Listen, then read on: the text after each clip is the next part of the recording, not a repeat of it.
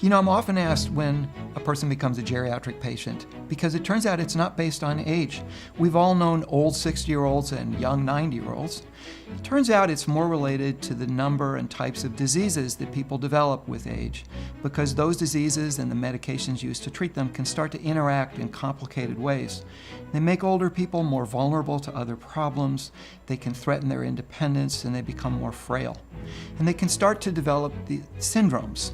Syndromes like memory impairment or dementia, falling, incontinence, fatigue, and those are the kind of things that we are skilled at dealing with, and those are the kinds of people who we see as geriatric patients.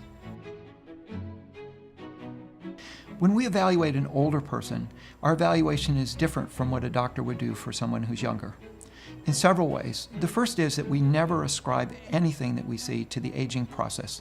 We always hunt for the underlying cause to find out anything we can fix or improve. The second issue is that we focus on the whole person, because it's the only way we can tell if the new symptom represents a new disease or worsening of an older disease or of a medication that they've been on. Because the last thing we'd want to do is treat one medication side effect by adding another medicine, or treat one disease and in the process make underlying ones worse. The third issue is that we work with the older person on the treatment options, because there's never one right way to do it. So we need to know their values and goals. So we acquaint them with what the options are, what success would look like, what the odds of achieving it is, how long it would take, and what the risk is.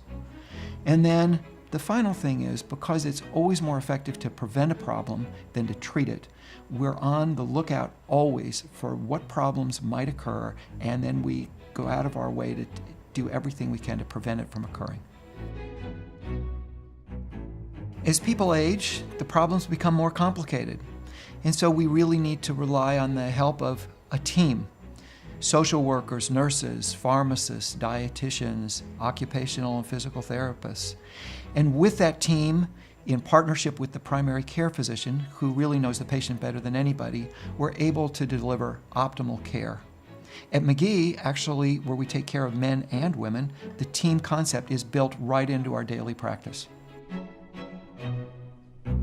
With UPMC support, we've been able to assemble a team of some of the best people in the country. Over a period of 30 years, we've put together a top 10 geriatrics division, and all the team members have been trained in geriatrics and have worked with each other so that we can ensure the best possible outcome for an older person, healthy, functional, and independent.